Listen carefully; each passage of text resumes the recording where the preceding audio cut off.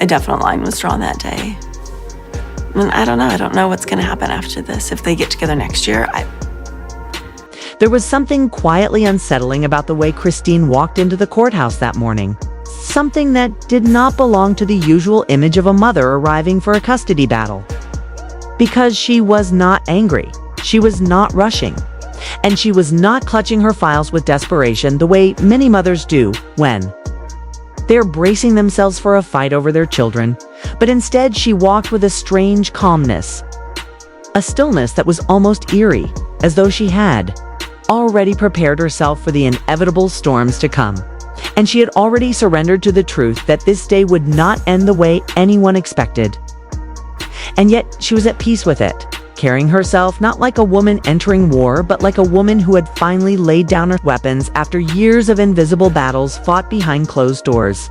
And though the case was supposed to be simple, a custody hearing, straightforward and focused solely on Truly's well-being, it's meant to be about routine and stability and the safeguarding of childhood, there was nothing simple in the air that morning.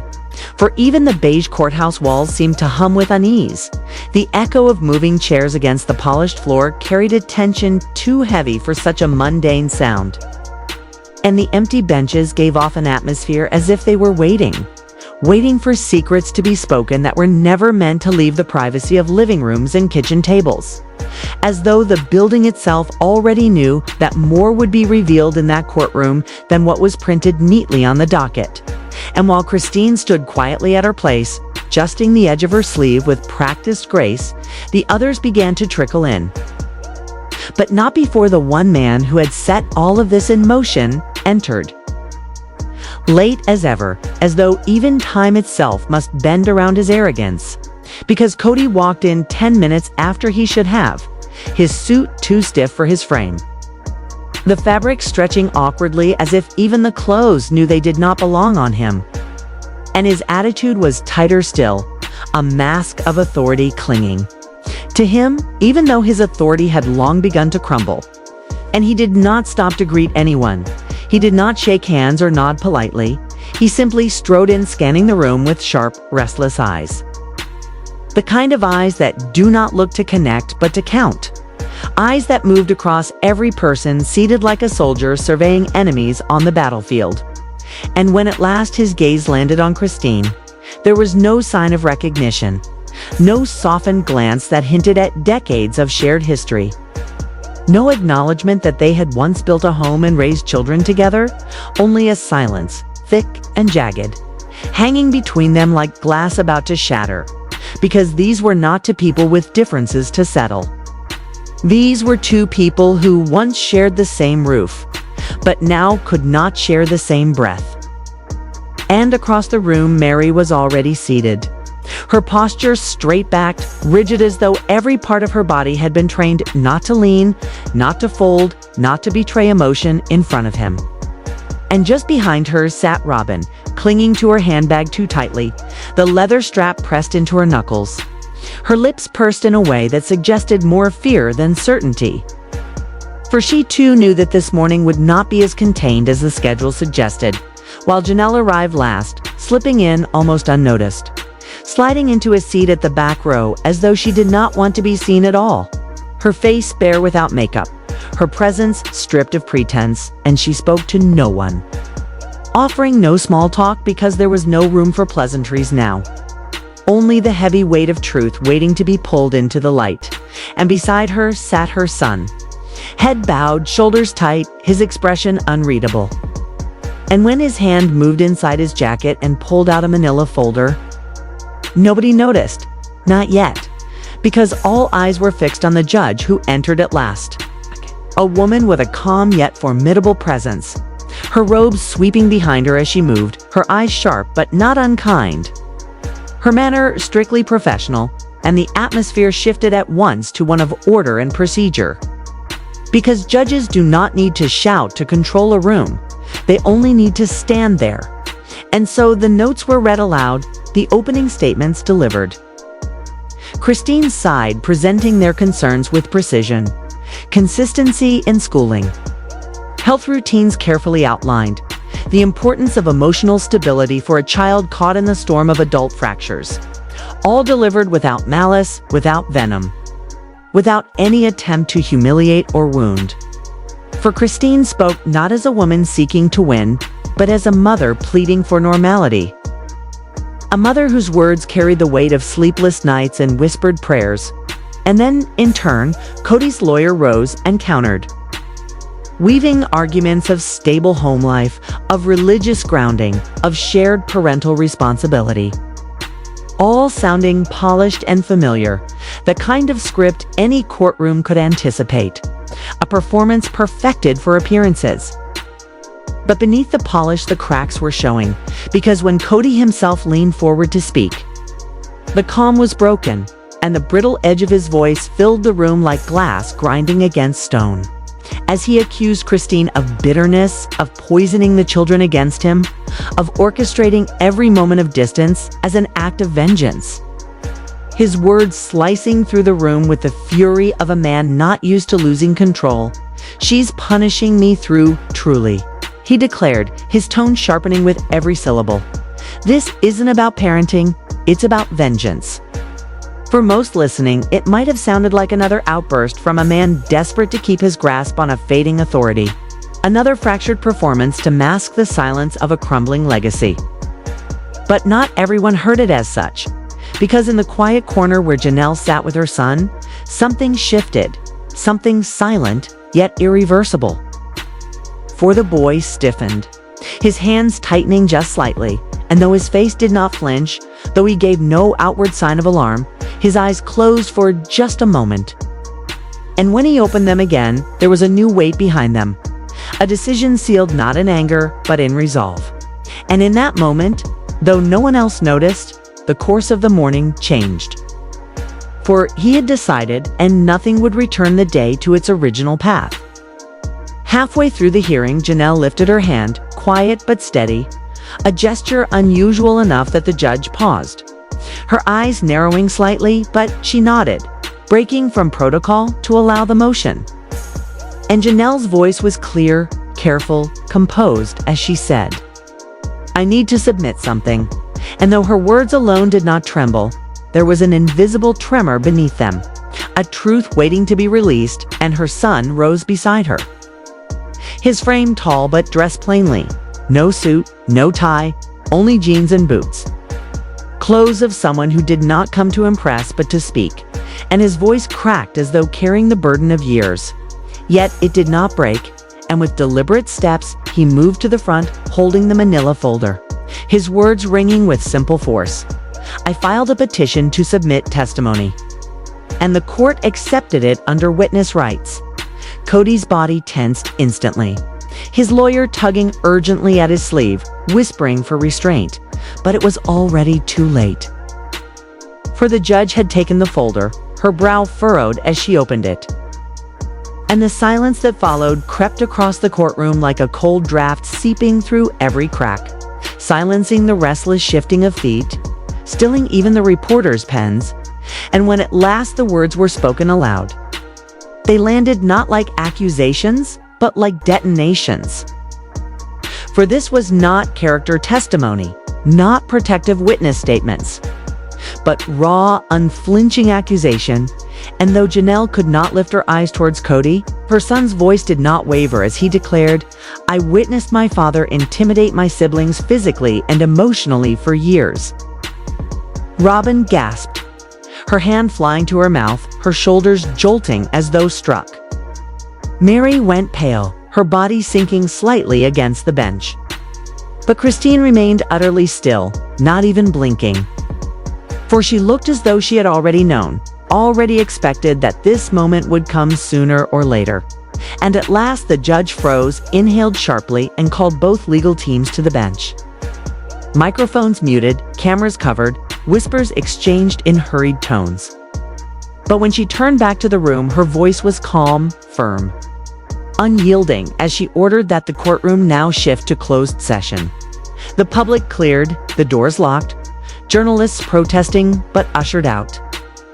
Cameras switched off, and what had begun as a custody hearing was reclassified in an instant into a closed investigation. And inside those four walls, the air grew heavier, thicker, as if everyone present understood they had crossed a line that could never be undone. Robyn jerked upright in her seat, her whole body reacting before her lawyer could even whisper advice in her ear. But the girl, young, trembling yet steady in her resolve, kept speaking. 'Cause once the words started, there was no stopping them.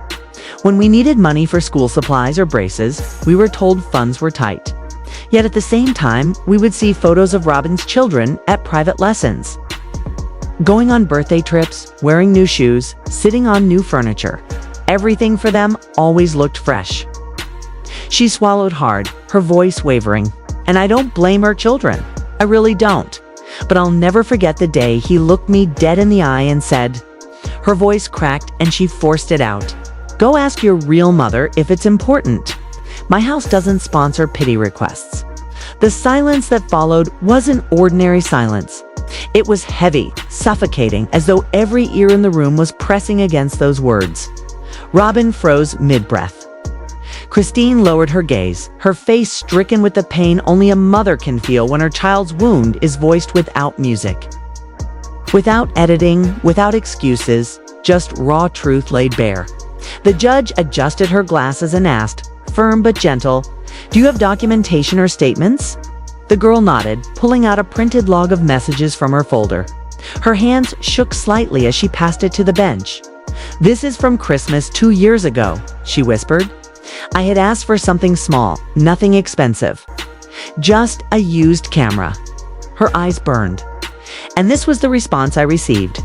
The judge read the text slowly, word by word, aloud. "I don't have room on the card for extras from kids I barely see. Ask your mom why that is." You could feel the oxygen leave the courtroom. Kody exhaled through his teeth, defensive and sharp. "I didn't mean it like that," he muttered. But his daughter snapped back, her composure cracking, her voice loud and echoing. "But you said it. You talked about honor, about family, about God. But when the cameras stopped rolling, you treated us like we were background characters in someone else's story." Robyn finally spoke, her voice almost a whisper. "Baby, I never knew." The daughter's eyes hardened. Her reply was flat, final. "Of course you didn't. He only said those things when you weren't around. So you'd still believe he was perfect. That's the worst deception. Not what's done, but what's hidden so someone else doesn't see it." The judge's voice cut through again, calm yet commanding. "I am extending protective testimonial rights to all adult children under 21 connected to this household.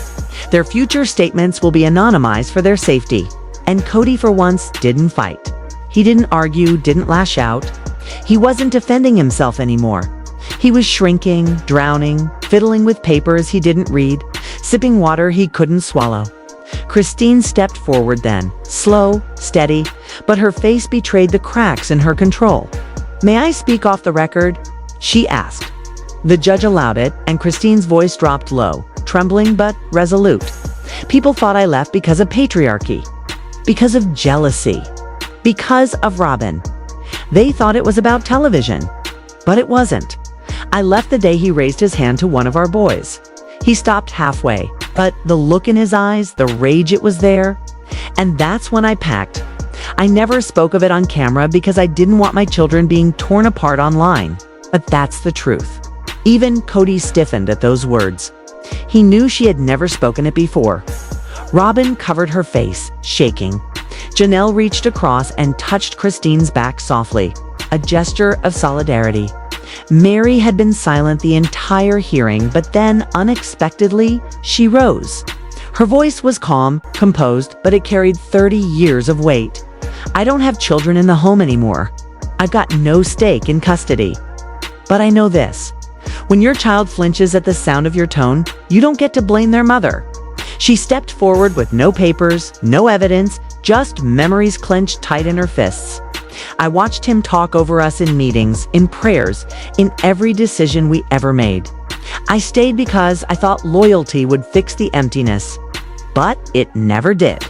She glanced at Robyn then, softer than anyone expected. "You thought it was loyalty too." Robyn whispered, barely audible, "I thought it was love." Mary's reply was cutting but tender. No, it wasn't love. It was fear. Fear pretending to be structure. And when Mary said that, you didn't hear a victim. You heard a woman making her final exit, 30 years too late, but sharper for the wait. At the end of the hour, the judge gave no ruling, signed no orders. She only said firmly, "This is no longer a custody hearing. This is a family exposure. Each of you must decide whether what matters is the name you carry or the healing you deny. Court is adjourned until tomorrow morning." But it was too late to take any of it back. They began to pack. Christine hugged her daughter tight. Janelle held her son's hand in silence. Robyn left alone, shoulders trembling, and Kody. Kody stayed frozen in his chair, staring at nothing, his identity slipping through his fingers like sand. And yet, he did not know what was coming next.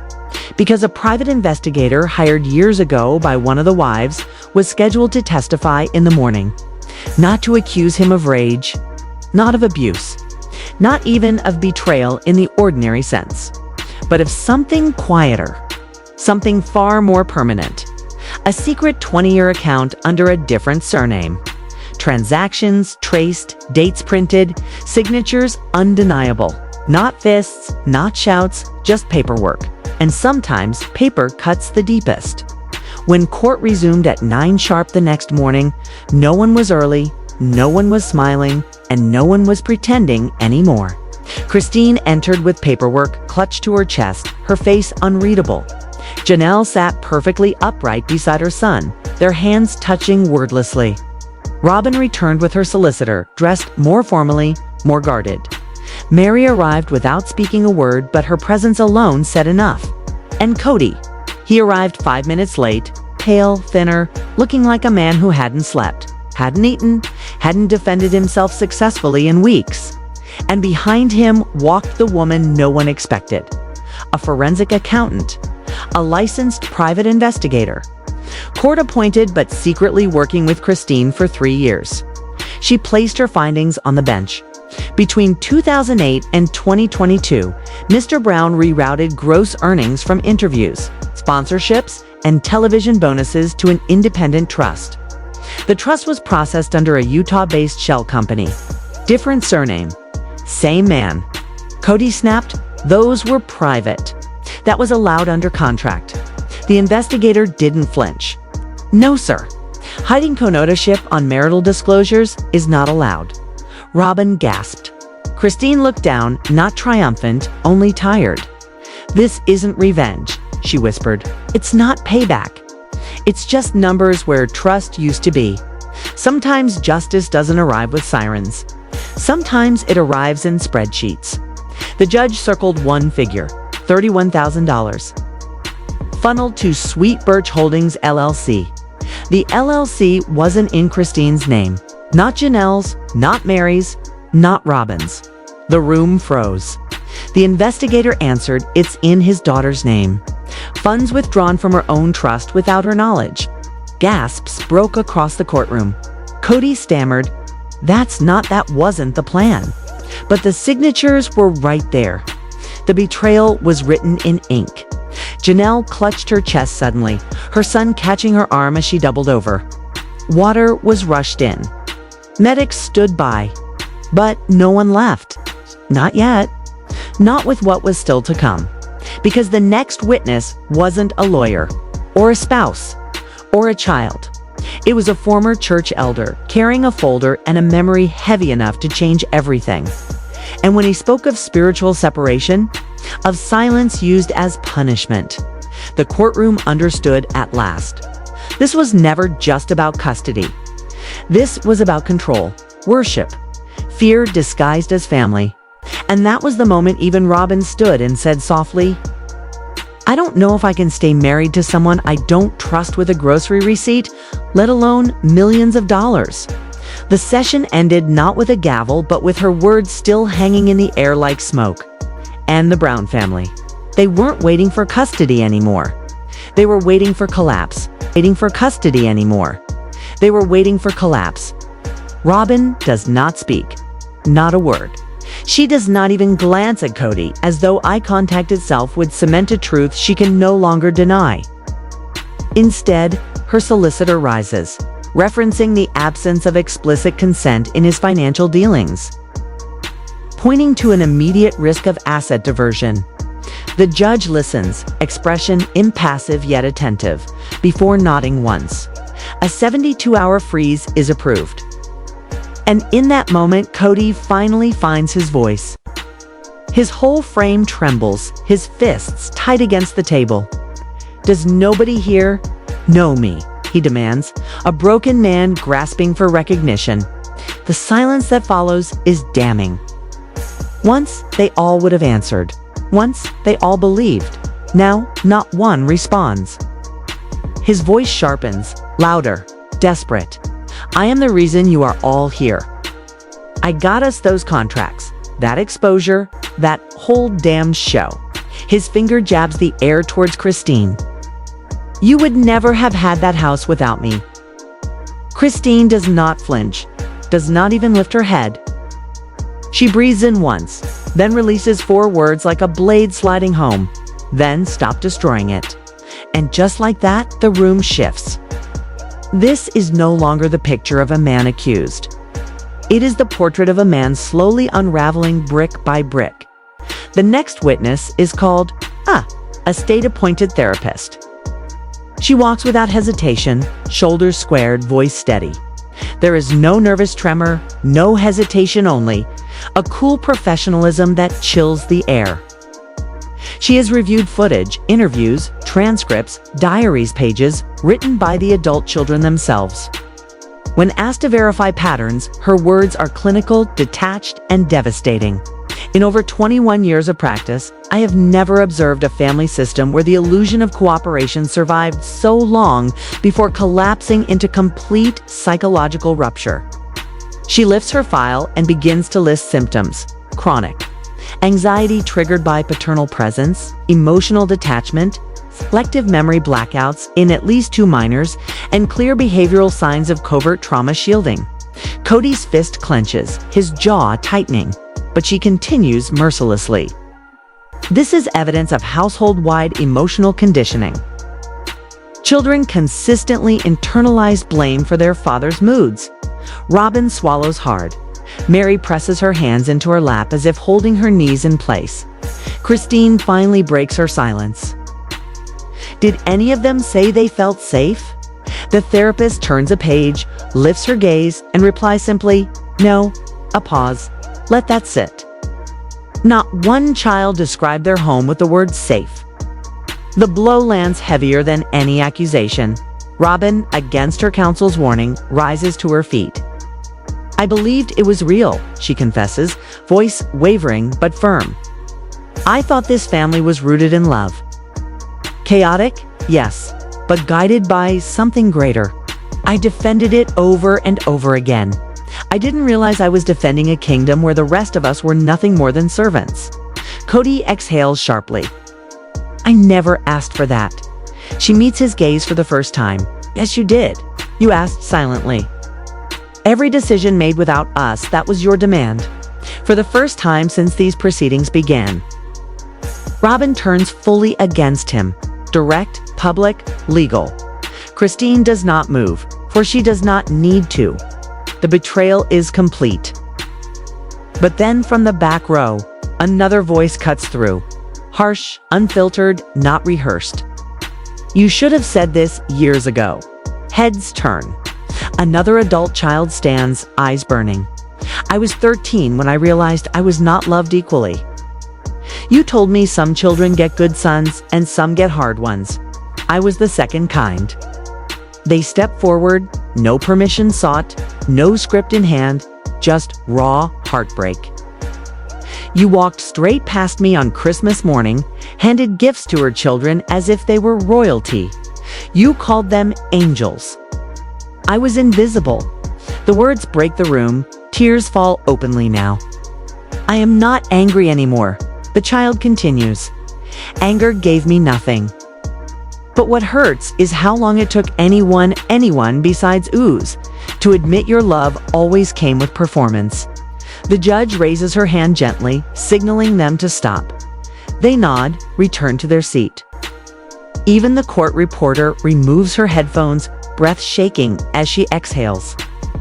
Ask yourself this: what defense is left when your own child names the wound and you have only silence? Kody rises abruptly.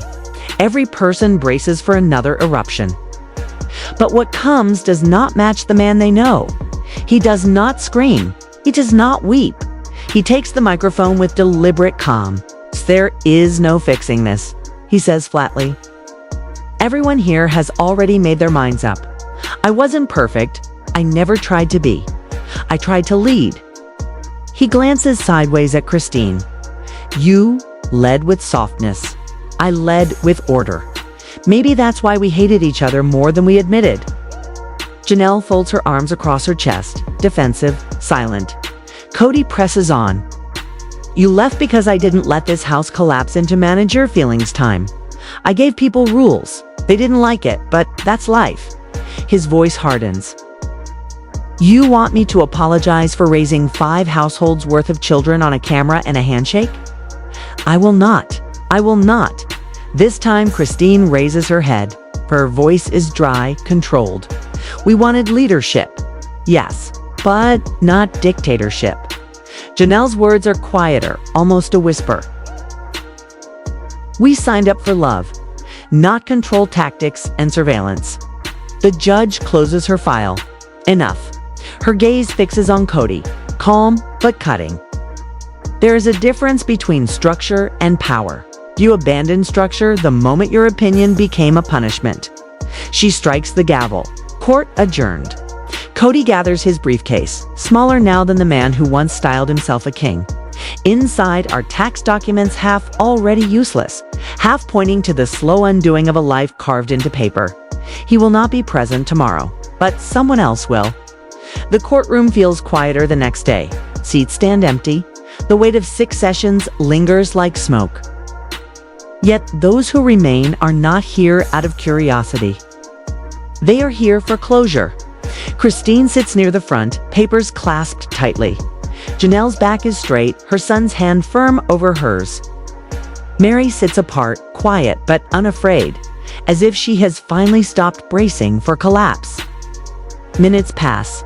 10, 15.